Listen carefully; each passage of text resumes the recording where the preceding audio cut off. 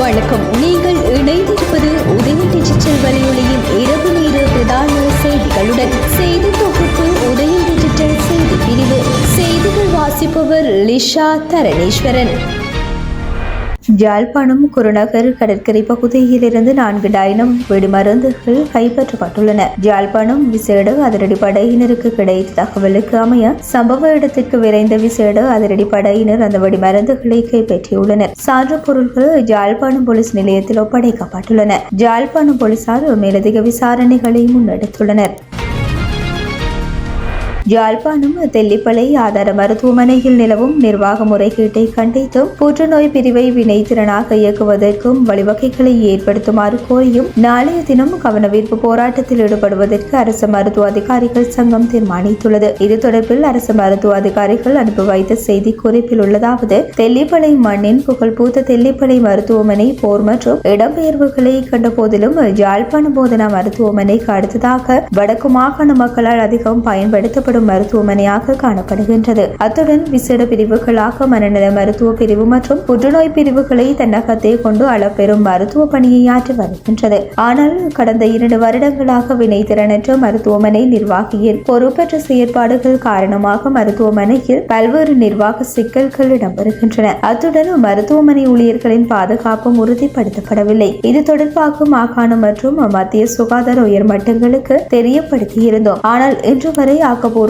நடவடிக்கைகள் எதுவும் எடுக்கப்படவில்லை. அத்துடன் மருத்துவமனையின் புற்றுநோய் பிரிவு இயங்குவதற்கும் பல்வேறு முட்டுக்கட்டைகள் போடப்பட்டு வருகின்றன. எனவே இந்த நிர்வாக பிறழ்வுகளுக்கு எதிராக காத்திரமான நடவடிக்கை எடுக்கப்பட வேண்டும் என்றும் மருத்துவமனையின் வினைத்திறனான செயற்பாடு உறுதிப்படுத்தப்பட வேண்டும் என்றும் வலியுறுத்தி எதிர்வரும் நாளை பணி புறக்கணிப்பு போராட்டத்தில் ஈடுபட உள்ளோம் என்றுள்ளது.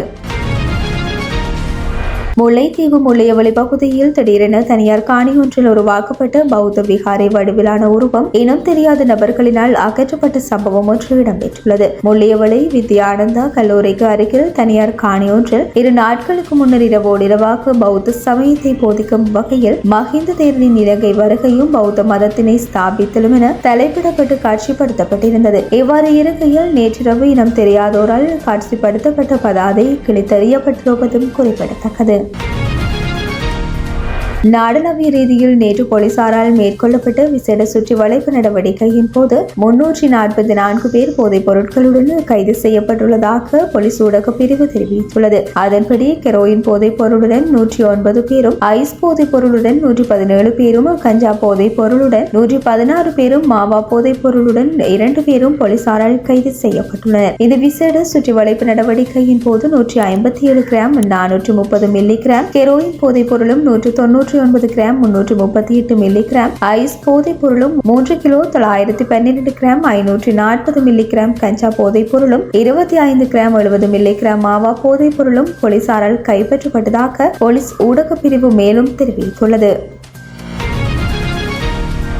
சிறைச்சாலைகள் திணைக்களத்தின் ஊடக பேச்சாளராக பணியாற்றிய சிறைச்சாலைகள் கண்காணிப்பாளர் காமினி பீதிசாநாயக்க தனது ராஜினாமா கடிதத்தை சிறைச்சாலைகள் பதில் ஆணையாளரிடம் சமர்ப்பித்துள்ளதாக தெரிவிக்கப்படுகின்றது. ஜனாதிபதியின் பொது மன்னிப்பை துஷ்பிரயோகம் செய்து அனுராதபுரம் சிறைச்சாலையில் இருந்து ஒரு கைதி விடுவிக்கப்பட்டமை தொடர்பான தற்போதைய சூழ்நிலையை கருத்தில் கொண்டு ஊடக பேச்சாளர் தனது ராஜினாமாவை சமர்ப்பித்துள்ளதாக கூறப்படுகின்றது. மேலும் சிறைச்சாலைகள் துறையை மறுசீரமைப்பதில் அரசாங்கத்தின் கவனம் செலுத்தப்பட்டுள்ளது. அதன்படி நாடு முழுவதும் சிறைச்சாலை கண்காணிப்பாளர் பதவிகளில் பல மாற்றங்கள் செய்யப்பட உள்ளன. சிறைச்சாலை ஆணையர் ஜெனரல் துஷார உப்புல்தெனிய இடைநீக்கம் செய்யப்பட்டதை தொடர்ந்து நீதி அமைச்சின் மேலதிக செயலாளர் நிசான் தனசிங்க பதில் ஆணையர் ஜெனரலாக நியமிக்கப்பட்டமை குறிப்பிடத்தக்கது. தமிழீழ விடுதலை புலிகள் அமைப்பை சேர்ந்த நெடியவனை சந்திக்கவே ஜனாதிபதி அனுரகுமார திசாநாயக்க ஜெர்மனிக்கு சென்றுள்ளார் என்று சமூக வலைதளங்களில் கருத்துக்கள் வெளியாவதாக முன்னாள் அமைச்சர் உதய கமர்பில கூறியுள்ளார். கொழும்பில் நேற்று நடைபெற்ற ஊடக சந்திப்பின் போதே உறுதிப்படுத்தப்படாத இந்த தகவலை அவர் வெளியிட்டுள்ளார். இது தொடர்பில் அவர் மேலும் தெரிவிக்கையில், ஜெர்மனியில் சான்சலர் தான் அரசாங்கத்தின் பிரதானி. எனினும் ஜனாதிபதி அனுரகுமார திசாநாயக்கவின் ஜெர்மனிய பயணத்தின் போது சான்சலர் மற்றும் வெளிவிவகார அமைச்சர் ஆகியோரை சந்திப்பதற்குரிய ஏற்பாடுகள் இல்லை என கூறப்படுகின்றது. அப்படியானால் இந்த பயணத்தில் வேறு நோக்கம் இருக்கக்கூடும். நமது நாட்டில் ஜனாதிபதி தான் அரசு தலைவர். எனவே அவர் வெளிநாடு சென்றால் அந்த நாட்டில் உள்ள அரசு தலைவரை சந்திக்க வேண்டும். ஐரோப்பாவில் உள்ள தேசிய மக்கள் சக்தியின் தலைவர்களை சந்திப்பதற்கான தனிப்பட்ட விஷயமா இது என்ற கேள்வியும் எழுகின்றது. புலிகள் அமைப்பின் தலைவர்களுள் ஒருவரான நெடியவர் ஜெர்மனிக்கு செல்ல உள்ளார். அவர் இலங்கைக்கு வந்து ஜனாதிபதியை சந்தித்தால் அது பெரும் பிரச்சனையாக கூடும் என்பதால் நெடியவனை சந்திக்கவே ஜனாதிபதி ஜெர்மனிக்கு சென்றுள்ளார் என சில அரசியல்வாதிகளும் சமூக ஊடக செயற்பாட்டாளர்களும் கருத்து வெளியிட்டுள்ளனர். அரசியல் களத்தில் உலா வரும் கதைகளே இவை. இவற்றின் உண்மைத்தன்மை என்னவென்பதை ஜனாதிபதியால் மட்டுமே வெளிப்படுத்த முடியும் என்றார்.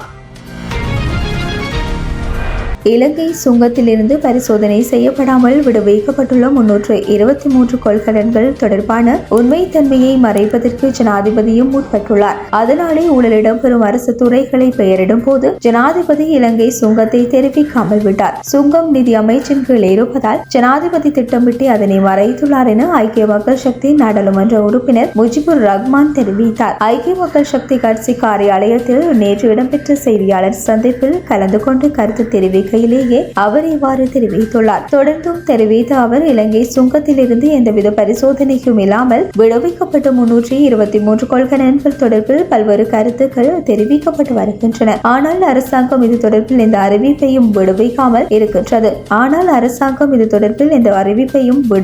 இருக்கின்றது. இந்த கொள்கலன் விடுவிக்கப்பட்ட விடயத்தை அரசியல்வாதிகள் யாரும் வெளிப்படுத்தவில்லை. மாறாக சுங்க தொழிற்சங்கமே இது தொடர்பில் ஜனவரி மாதம் ஜனாதிபதிக்கு கடிதம் ஒன்றை அனுப்பியிருந்தது.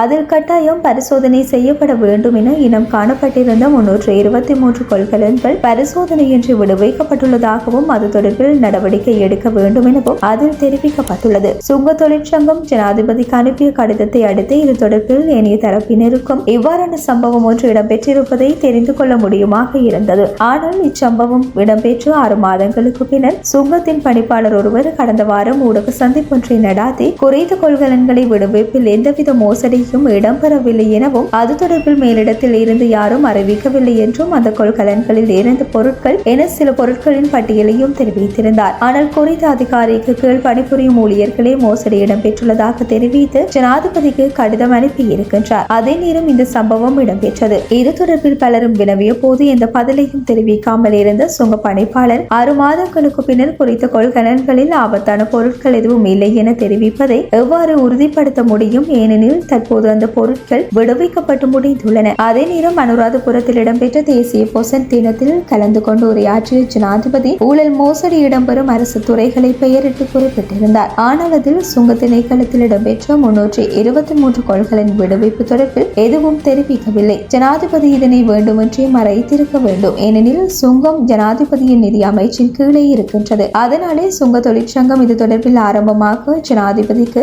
இது தொடர்பாக விசாரணை மேற்கொண்டால் இறுதியில் ஜனாதிபதியை இதற்கு பொறுப்பு கூற வேண்டி ஏற்படுகின்றது. எனவேதான் ஜனாதிபதி ஊழல் மோசடி இடம்பெறும் அரசு துறைகளை பெயரிடும் போது சுங்க திணைக்களத்தை தெரிவிக்காமல் வேண்டுமென்றே மறைத்துள்ளார் என்றார்.